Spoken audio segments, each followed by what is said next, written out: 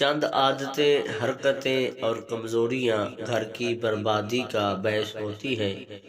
انہی وجوہات سے گلشن اجڑتے اور ویران ہوتے ہیں۔ از راہ کرم اپنے مستقبل کا خیال رکھتے ہوئے یہ طور طریقے فی الفور چھوڑ دیں۔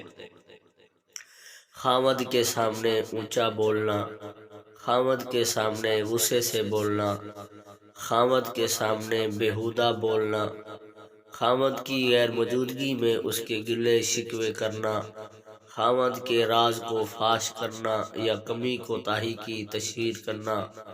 خامد کے منہ سے جذبات میں نکلنے والی بات کو بھلانے کی بجائے دل میں رکھنا، میکے جا کر اپنے والدین یا بہن بھائیوں کو گھریلو حالات کے متعلق ایک کی دو اور دو کی چار بنا کر سنانا، بھڑکانا اور اشاروں پر چلنا، یہ 7 ایسے زہریلے جراثیم ہیں جس عورت میں جنم لے لیں وہ کبھی سکھ، چین اور عزت نہیں پا سکتی۔